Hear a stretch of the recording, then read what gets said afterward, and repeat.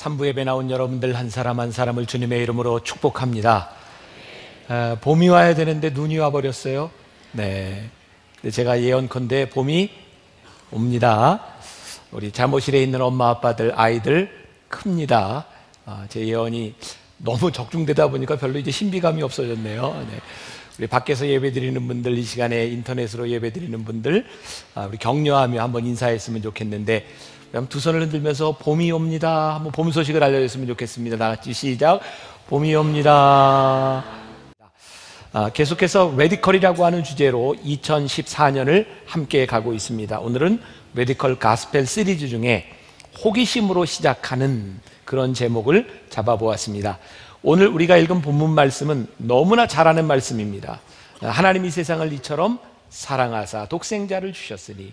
그런데 이 말씀이 나오게 된 이유가 니고데모와의 대화에서 나왔다는 걸 아는 사람은 그렇게 많지 않은 것 같습니다. 니고데모라고 하는 사람은 율법적 인간의 잣대를 가지고 그에게 풀 수 없었던 문제가 있었던 사람입니다. 근데 그가 예수님을 만나고 오늘 본문 말씀을 통해서 은혜의 잣대로 무엇이 다른가를 깨닫게 되는 순간이기도 합니다. 지난해 TV에서 한 연세가 많은 신부님이 나와서 하는 이야기를 듣게 되었습니다. 지난해 전주에서 정의사회 구현 사재단, 거기서 이렇게 시국 미사 이런 것들을 하면서 좀 시끄러웠던 때 그분이 나와서 이런 말을 했습니다. 제가 받아 적었는데 한번 들어보세요.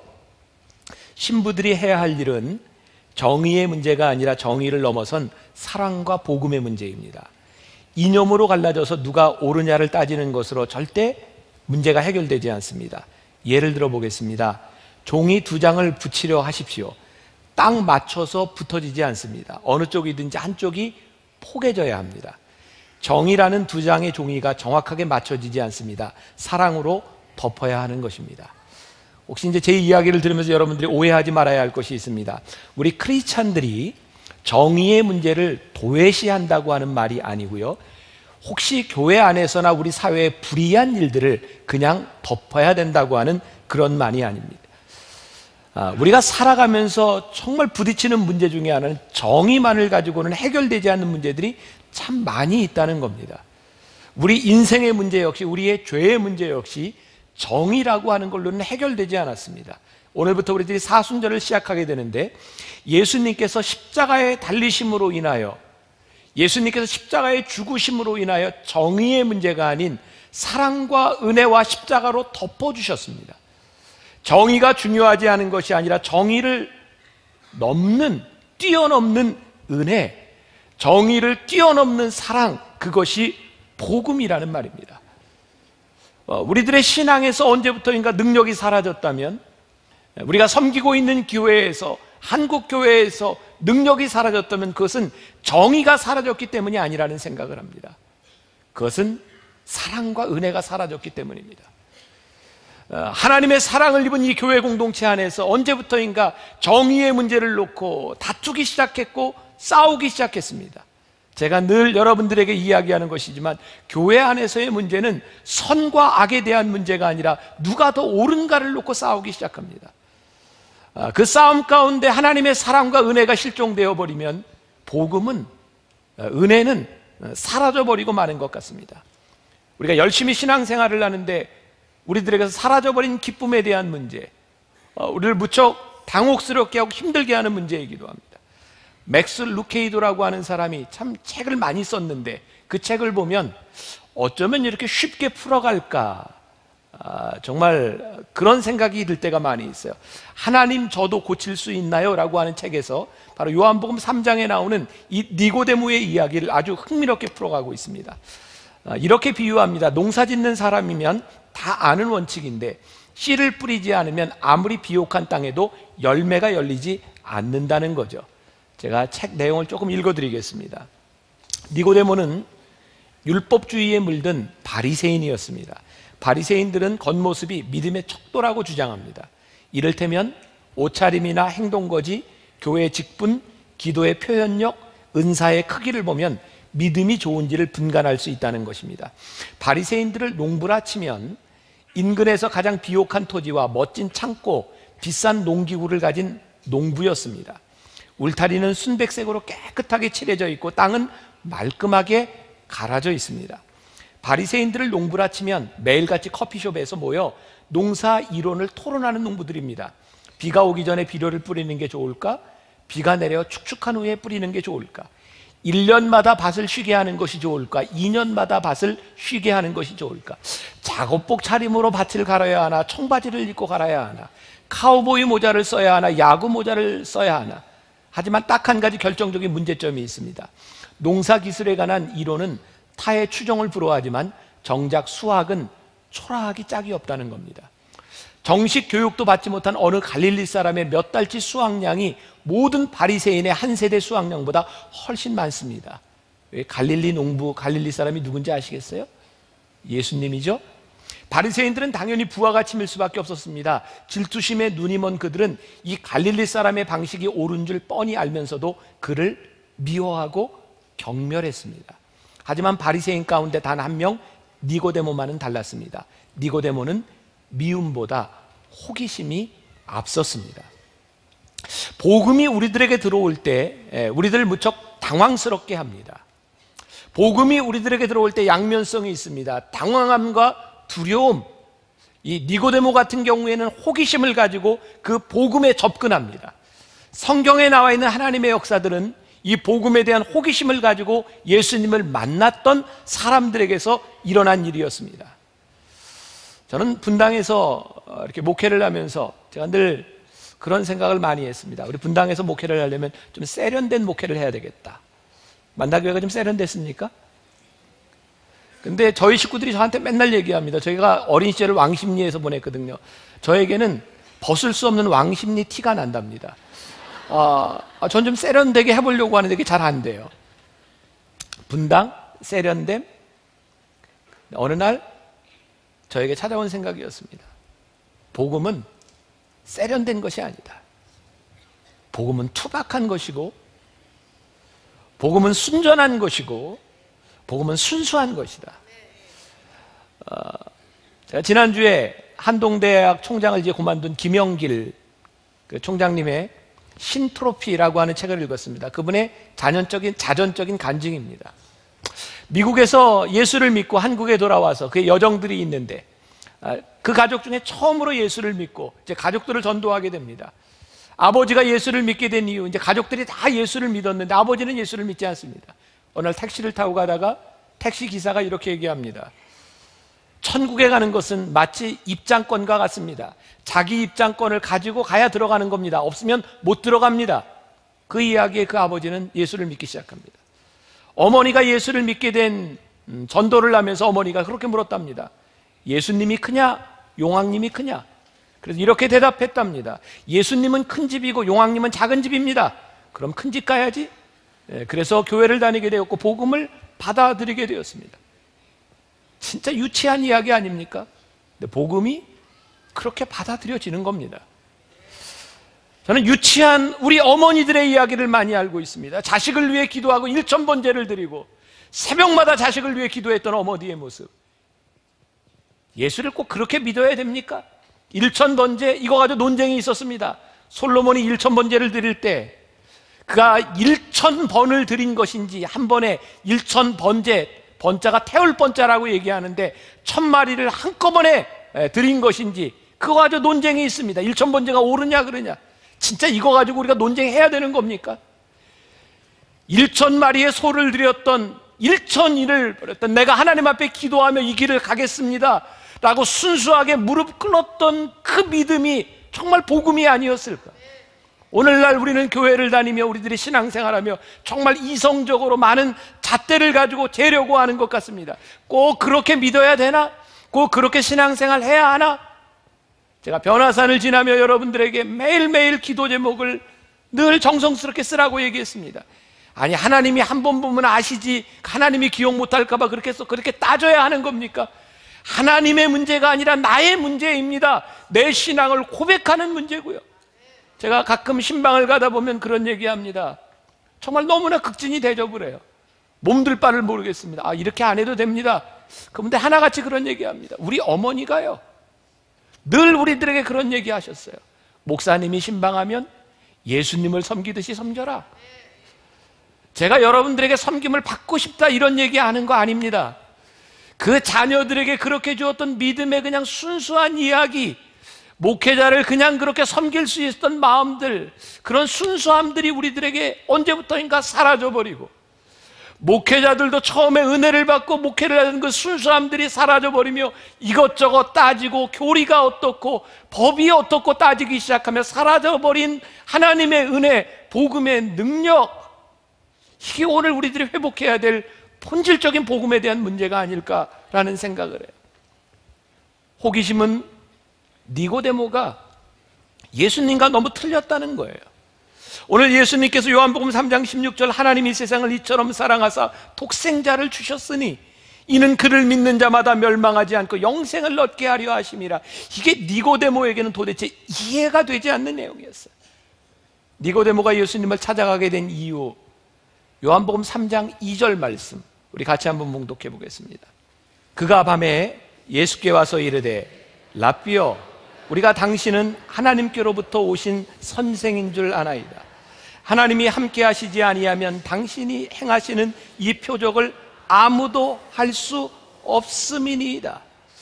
니고데모가 예수님이 행하시는 기적을 보니까 이거 아무나 할 수 없는 일인 것 같은데 그에게는 이해가 되지 않는 일이었습니다. 그래서 그 물음을 가지고 예수님께 왔는데 예수님이 요한복음 3장 3절에서 정말 동문서답하십니다. 같이 한번 봉독해 볼까요? 예수께서 대답하여 이르시되 진실로 진실로 내게 이르노니 사람이 거듭나지 아니하면 하나님의 나라를 볼 수 없느니라. 바리새인이었던 율법학자였던 니고데모에게는 이해할 수 없는 일이었습니다. 어떻게 사람이 거듭나겠습니까? 다 큰 사람이 어떻게 어머니의 뱃속에 다시 들어갈 수 있겠습니까? 인간의 행위와 능력으로 볼 땐 도저히 일어날 수 없는 일입니다. 근데 예수님께서 그렇다고 하시는데 이게 어떻게 된 일입니까? 이건 굉장히 비유적인 부분이기도 하죠. 니고데모의 사고에서 그에게 구원이라고 하는 것은요, 그가 얼만큼 노력하느냐에 대한 문제였고, 율법적인 그의 삶에서는 그의 선행을 하는 것만큼 하나님의 은혜를 받을 수 있는 겁니다. 근데 실패하는 거죠. 왜냐하면 아무리 해도 사람의 능력을 가지고 구원에 이를 만한 능력이 없는 겁니다. 그래서 우리들이 행위로 무엇을 해보려고 할 때 우리들에게 찾아오는 곤고함이 있어요. 1부, 2부, 3부 똑같은 이야기를 합니다. 꼭 이런 이야기를 할 때면 장로님들이 타겟이 됩니다. 그리고 목사도 문제인 거죠. 목회자가 처음 목회를 시작할 때 그 은혜와 그 뜨거웠던 마음들, 언제부턴가 그것이 은혜가 되지 못하고 내 의가 되기 시작하면서 목회는 곤고해지기 시작하고, 장로가 될 때까지 얼마나 순수하게 하나님을 섬겼던 그 믿음의 족적들이 장로라가 오는 지위 가운데 기쁨을 잃어버리고 그 자리를 지켜야 되는 것, 권사가 되고 집사가 되면서 우리들에게 있었던 그 기쁨들이 사라지는 모습을 바라보며 이제 은혜 가운데 사는 것이 아니라 내가 어느 순간부터인가 율법 가운데 살아가고 있구나. 오늘날 한국교회를 보며 저를 포함한 목회자들의 문제가 무엇일까요? 하나님의 은혜로 시작한 이 목회로 하나님이 영광을 받으셔야 하는데, 교회가 부흥되면서 교회가 커지면서 그 영광이 나에게 오기 시작하고 그 영광을 붙들고 놓지 않으려고 애를 쓰며 두려움 가운데 떨기 시작하는 거예요. 그래서 소위 목회에 성공한 목사님들이 중독됩니다. 허무함을 돈으로 채우려고 하고, 허무함을 이성으로 채우려고 하고, 하나님의 은혜로 시작됐는데 은혜를 잃어버리고 채워지지 아니하는 그 공허함에 대한 문제들, 중독되어 버리는 문제들. 오늘 우리들이 복음 앞에서 우리들의 신앙이 다시 회복되지 않는다면 복음으로 시작한 우리의 신앙이 얼마나 곤고할 수 있는가. 그래서 우리가 복음 앞에서 다시 은혜의 호기심을 우리들이 회복해야 하지 않을까. 율법으로는 이해가 잘 되지 않는 일입니다. 지난해 우리 장로님들과 가끔 제가 번개 모임을 합니다. 문자 메시지 딱 보내서 언제 모이자, 밥도 먹고 야구도 보러 가고 영화도 보고 그렇습니다. 만나기에 좋죠. 빨리 장로가 되세요. 그러면 이제 그런 거 합니다. 한 20여 명 장로님들과 함께 영화를 봤습니다. 무슨 영화를 볼까? 지난해 소원이라고 하는 영화가 있었어요. 그 영화를 보게 된 이유 중에 하나는 주인공과 엄지원 씨가 우리 월드 휴먼 브릿지 미혼모들을 돕는 일을 정말 헌신적으로 밤늦게까지 그렇게 섬기는 모습을 보면서 참 좋은 신앙인이라는 생각이 들었어요. 그 영화의 주연을 맡았기 때문에 소원이라는 영화를 보는데 정말 무거운 주제의 영화입니다. 9살 난 아이가 성폭행을 당해요. 항문을 다 드러내고 소장을 다 드러내서 평생을 똥주머니를 차고 살아야 되는 아이의 이야기. 그 영화를 보는 동안 정의와 용서에 대한 문제를 참 많이 생각했습니다. 저런 인간을 어떻게 용서하고 왜 정의는 이루어지지 않는가? 그리고 신문을 통해서 그 영화가 실제 실화를 바탕으로 만들어진 영화고, 실제 그 범인을 잡았는데 범인이 계속 항소하면서 다시 재판을 하게 되면서 수술을 받고 똥주머니를 찬 그 어린아이를 데려다 놓고 법정에서 2번씩이나 다시 증언하게 만들었다는 게, 그게 얼마나 비참한 이야기고 얼마나 힘든 이야기였을까. 게다가 그 범인이 술 먹고 그 일을 저질렀다는 이유 때문에 단 12년으로 끝나버리고, 그 범인이 나오면 그 딸아이를 죽여버릴지도 모른다는 그 위협 가운데 다시 떨어야 하는, 이게 도대체 어떻게 정의의 문제가 해결될 수 있는가? 영화에서 그 딸 아버지의 친구가 그 사고당한 그 아버지를 위로하면서 이렇게 얘기합니다. 사건이라고 생각하지 말고 사고라고 생각해. 그렇지 않으면 이 아픈 일을 어떻게 이기려고 해. 그때 그 아버지가 화를 내고 소리를 지릅니다. 네 자식이 그런 일을 당했다면 사고라고 할 수 있겠어? 내 아내가 이 세상에 있는 모든 애들도 우리 애가 똑같은 일을 당했으면 좋겠다고 무서운 이야기를 하는데 이해가 돼. 어떻게 나한테만 이런 일이 일어나고, 저런 죽일 놈, 이거 어떻게 정의의 문제를 해결할 거예요? 이거 도대체 해결되지 않습니다. 죽인다고 해결이 되겠습니까? 다시 회복될 수 없는 일. 그 9살 난 아이가 정말 슬픈 대사를 하더라고요. 잠을 자고 일어나면 모든 것이 옛날처럼 돌아올 것 같았어요. 그런데 자고 일어나도 변하지 않더군요. 할머니가 늘 죽겠다 죽겠다 하던 말이 무슨 말인지 알 것 같아요. 태어나지 않았으면 좋겠다는 말이었던 것 같아요. 이 영화는 씻을 수 없는 아픔을 가진 한 아이의 아픈 이야기, 평생을 장애로 살아야 되는 한 아이의 이야기, 되찾을 수 없는 과거로 인한 상처의 이야기. 어떤 정의로도 이 문제는 해결되지 않습니다. 근데 그 영화 가운데서요, 회복이 되더라고요. 이 아이가 치료하는 과정 가운데 학교를 나오지 못했을 때 그 반 아이들이 그 아이를 위로하며 일부러 무슨 일이 일어나는지 모르는 척하고, 그 아이가 집으로 돌아갈 때 그 친구들이 뒤따라가면서 아이를 지켜주며 아이를 사랑하는 모습, 딸아이의 상처를 치유하기 위해서 애쓰는 아버지의 모습, 그래서 회복되는 모습이 영화에 나오더라고요. 저는 그 영화를 보면서 그런 얘기를 했습니다. 정의의 문제를 가지고는 도저히 해결될 수 없는 이 문제는 사랑으로만 극복될 수 있는 문제이고, 정의로 해결될 수 있는 문제가 아니라 은혜로만이 덮을 수 있는 문제. 오늘 우리들에게 왜 이런 일이 일어나고 그놈이 나에게 이렇게 못된 짓을 했는데 내가 이것을 갚는다고 해결되는 문제가 아니라, 정의를, 불의한 일을 그냥 두자는 것이 아니라 정의를 넘어선 하나님의 은혜가 우리들 가운데 임해야 되는 거구나. 율법을 가지고는 이해가 되지 않는 일이 참 많습니다. 왠지 아세요? 율법은 마치 도식적입니다. 기계적입니다. 이렇게 공식을 넣으면 이렇게 답이 나와야 되는 게 율법입니다. 그런데 하나님의 법과 은혜는 율법과 같지 않습니다. 제가 오늘 새벽에 그런 글을 썼어요. 하나님의 은혜는 답이 없군요. 왜냐하면 은혜는 인격적이기 때문입니다. 인격과 인격으로 하나님이 우리를 만나주시는 것이 은혜이기 때문에 우리들이 아픔과 슬픔과 고통이 많으면 많을수록 하나님은 더 큰 위로를 주시는 것이고, 우리들에게 죄가 크면 클수록 하나님은 더 큰 용서를 주시는 분이기 때문에 하나님의 은혜는 답이 없는 거구나. 답이 없는 은혜. 저는 은혜를 받고 정말 열심히 목회한 사람이에요. 제가 이런 표현 쓸 수 있을까? 정말 죽도록 열심히 했다. 그렇게 죽도록 열심히 충성하고 제가 목회하면서 저에게 찾아온 건 병이었어요. 저는 그렇게 열심히 목회를 하면서 제 속에는 참 많은 분노가 있었던 것 같아요. 나 은혜 받은 사람인데 내 속에 해결되지 않는 그 불의함과 분노에 대한 문제는 나와 같지 못한 사람들에 대한 문제였어요. 지금 우리 함께하는 우리 부목사님들한테는 제가 꽤 괜찮은 목사 같은데 미리 나간 목사님들한테 좀 미안한 게 있어요. 왜냐하면 저와 같이 열심히 못하는 부분에 대해서 제가 참 많이 속으로 정죄했거든요. 그렇게밖에 못해? 근데 제가 아프고 나니까 내가 아무리 열심히 하려고 해도 할 수 없는 나를 하나님이 보게 하셨고, 제가 지금까지 살아왔던 것이 하나님의 은혜를 깨닫게 하시면서 내 도식으로 사람을 보는 것이 아니라 내가 하나님의 은혜로 사람을 보지 않으면 해결되지 않는 문제들이 많다는 것을 보게 하셨어요. 저에게 제일 큰 은혜는요, 율법적인 테두리에서 위해서 보는 것이 아니라 하나님의 은혜로 봐야 된다는 것이었어요.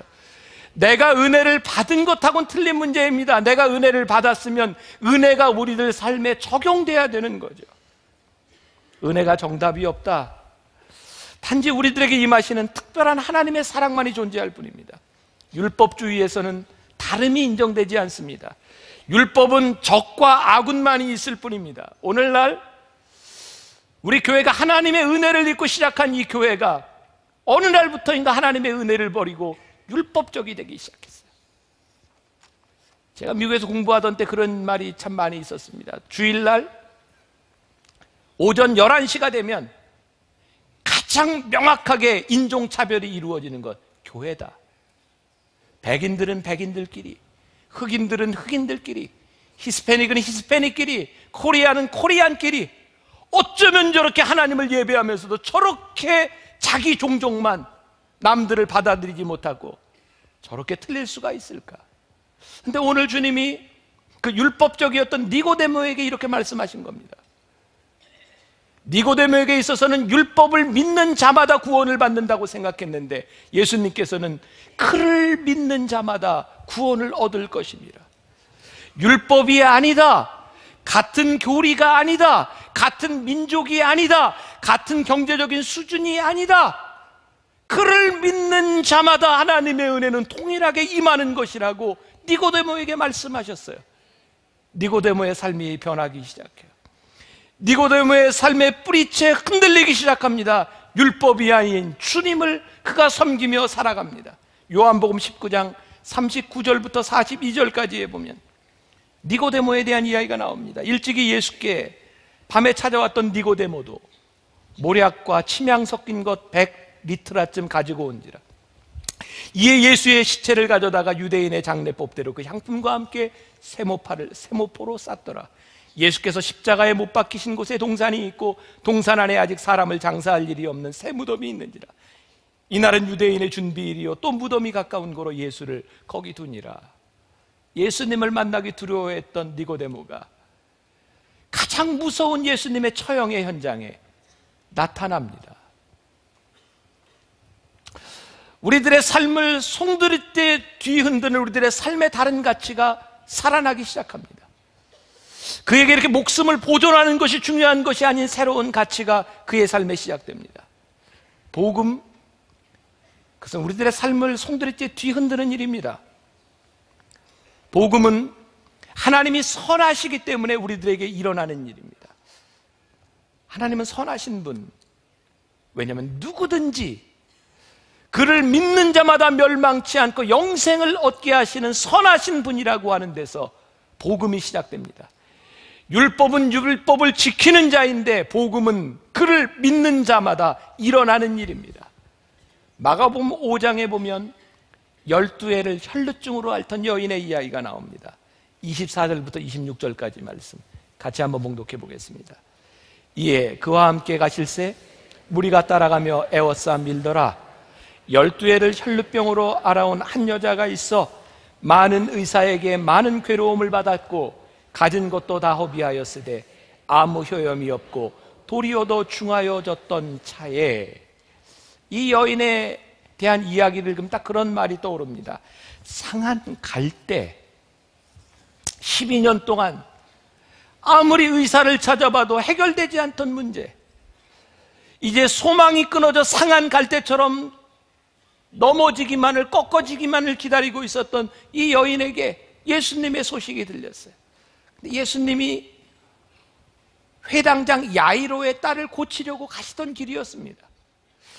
저렇게 유력한 회당장 야이로의 딸을 고치러 가시는 그 예수님께 내가 나간다면 예수님이 나를 아는 척 하실까?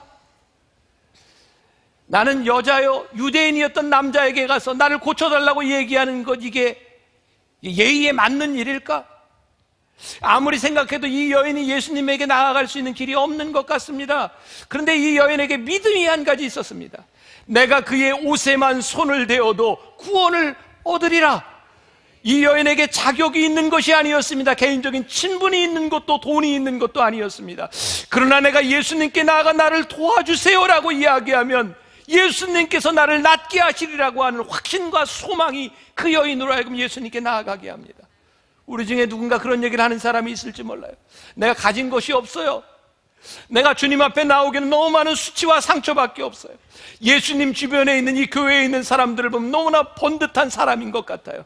그런데 오늘 예수님 주변에 죄인이 아닌 사람은 아무도 없습니다. 스스로 죄인임을 인정했기 때문에 예수님께 머물러 있는 사람들이었습니다. 이 여인을 통해 깨닫게 되는 것이 있습니다. 아, 믿음이 좋다는 것은 하나님의 선하심을 믿는 것이다. 믿음이 좋다는 것은 하나님의 선하심을 믿는 것이다.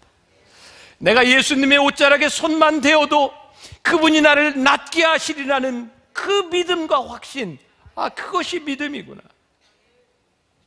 믿음은 우리가 원하는 대로 되어지는 것이 아니라 하나님의 선하심이 나에게 이루어질 것을 믿기에 주님 앞에 나아가는 겁니다.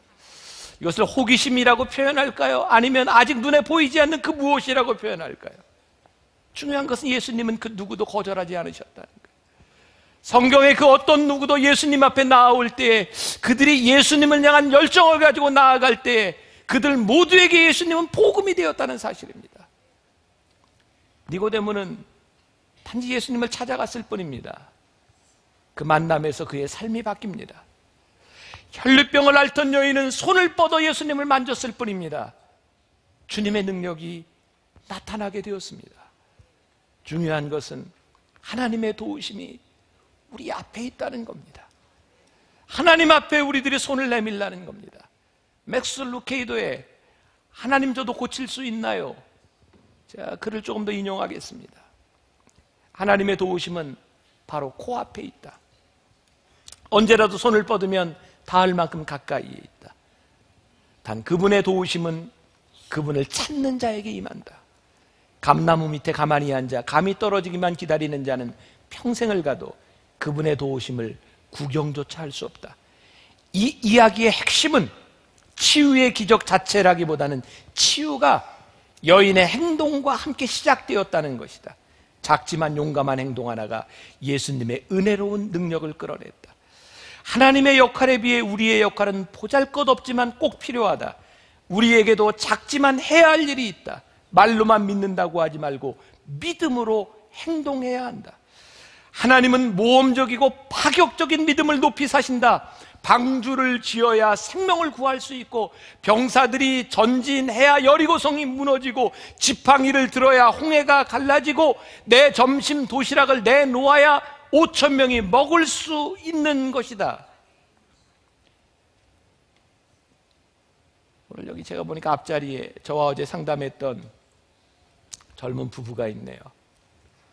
젊은 의사 부부가 모든 것을 내려놓고 선교사로 가겠노라고 헌신을 했습니다. 어제 이제 떠날 날을 얼마 남겨놓지 않고 모든 일도 정리한 상태에서 저와 상담을 했습니다.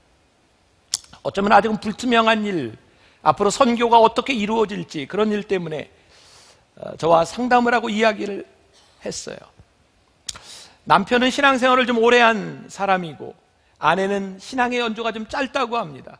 남편보다는 아내의 확신이 좀 덜한 것 같아요. 근데 둘이 함께 가야 되는 문제입니다. 아내가 저한테 이렇게 물었습니다. 목사님, 우리 선택이 진짜 옳은 건가요? 제가 그랬습니다. 몰라요. 떠나봐야 알죠. 가봐야 옳았는지 그런지 알 거 아닙니까? 가면 아마 빡세게 고생할 겁니다. 그러나 고생하는 가운데 하나님의 은혜를 경험하게 될 것입니다. 여러분들이 손을 내밀지 않으면, 내 속에 있는 호기심을 가지고 하나님 앞에 나아가지 않으면 복음이 여러분들에서 역사하지 못합니다. 오늘 여러분들에게 제가 믿음으로 도전하고 싶은 것이 있습니다. 예수님께서 혈루증으로 앓던 그 여인이 예수님의 옷자락을 만졌을 때 예수님이 그 여인을 바라보며 이렇게 말합니다. 딸아, 내 믿음이 너를 구원하였느니라. 그 예수님의 눈빛은, 아니 상상하며 성경을 볼 때 그 예수님의 눈빛은 그 여인을 향한 따뜻함과 사랑과 연민이 묻어 있었을 것 같아요. 딸아, 내 믿음이 너를 구원하였느니라. 오늘 여기에 예배하는 우리들을 하나님 앞에 손을 내밀 때에 똑같이 우리들에게 말씀하실 것 같아요. 러시아의 문호 톨스토이, 그는 신앙인입니다. 오늘 길을 가다 거지를 보고 적선을 하려고 주머니에 손을 넣습니다. 돈이 하나도 없었습니다. 거지를 보며 미안해서 이렇게 말합니다. 형제님, 미안합니다. 드릴 게 하나도 없군요. 근데 거지가 뭐가 좋은지 싱글벙글하면서 톨스토이에게 이렇게 말을 했답니다. 이미 많은 거 주셨잖아요. 저를 형제라고 불러주셨잖아요. 오늘 여러분들에서 일어날 수 있는 최고의 복음이 뭡니까? 하나님, 저 불쌍히 여겨주세요. 저 너무 아프고 힘들고요. 하나님, 저 불쌍히 여겨주세요. 하나님, 제 마음의 상처, 정말 사람들에게는 얘기할 수 없는 부끄러움이 제 안에 있습니다. 하나님, 저 도와주세요. 그래, 내가 오늘 너를 내 아들이라, 내 딸이라 부르리라. 하나님이 우리를 자녀 삼아주시겠다. 누구든지 그를 믿는 자마다 멸망치 않고 영생을 얻게 하려 하십니다. 이 복음이 여러분들에게서 다시 시작되기를 간절히 소원합니다. 이제 더 이상 율법이 아닌 하나님의 은혜, 회복된 은혜 가운데서 정의보다 그것을 뛰어넘는 하나님의 사랑이, 하나님의 은혜가 여러분들의 삶에 임하기를 간절히 소원합니다. 그 은혜가 여러분들의 삶을 다시 한번 뒤흔들어 놓기를 주님의 이름으로 간절히 축원합니다. 우리 같이 찬양하며 여러분들의 믿음을 고백하면 좋겠습니다. 탕자처럼 방황할 때도 애타게 기다리는 부드러운 주님의 음성이 내 마음을 녹이시네. 같이 찬양하겠습니다.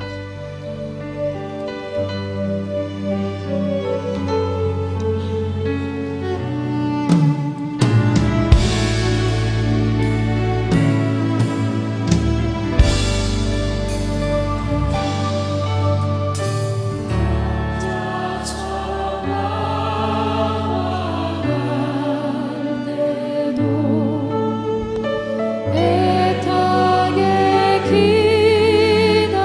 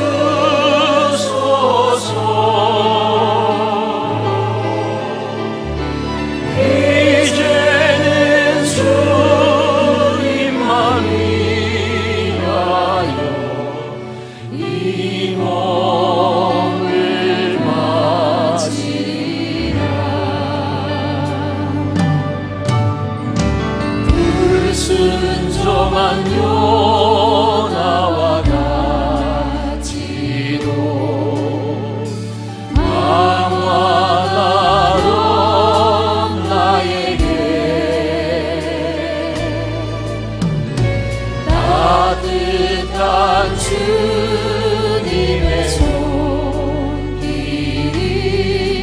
내 손을 잡으셨네. 오 주님 나 이제 갑니다. 날 받아주소서.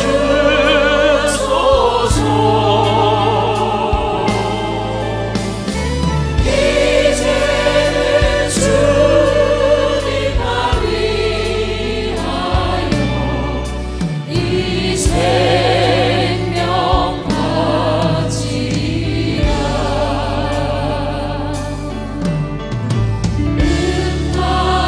공헌하며 찬양하겠습니다.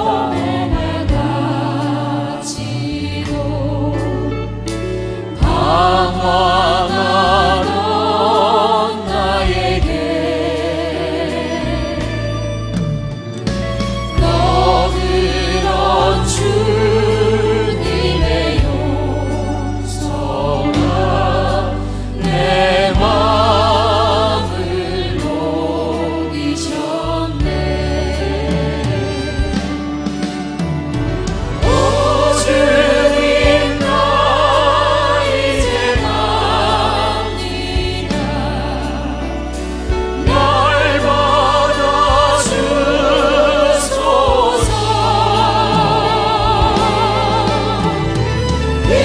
이제는 주님만 위하여 죽도록 준성하리.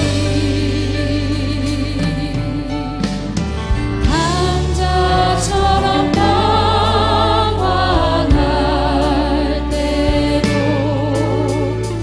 애타게 기다리는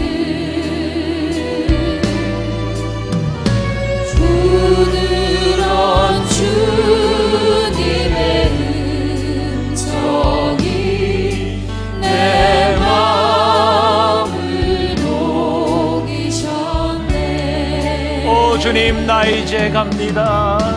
오 주님 나 이제 갑니다. 날 받아주소서.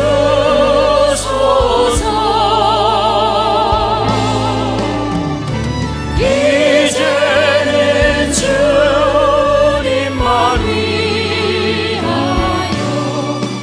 이 몸을 바치리라. 음탕한 조 고멜과 같이도 음탕한 저 고멜과 같이도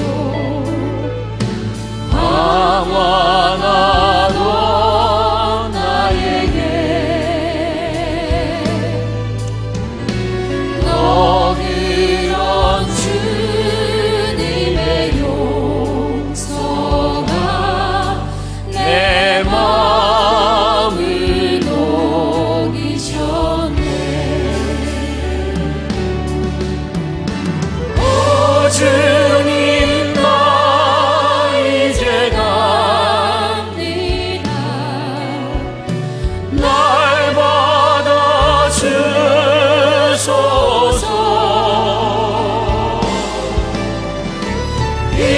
이제는 주님만 위하여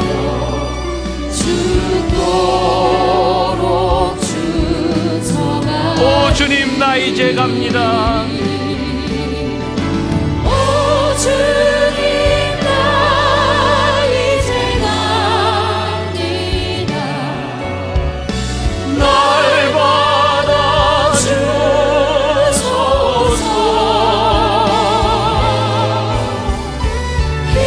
이제는 주님만 위하여 이 생명만.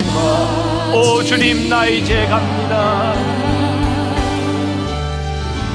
오 주님 나 이제 갑니다.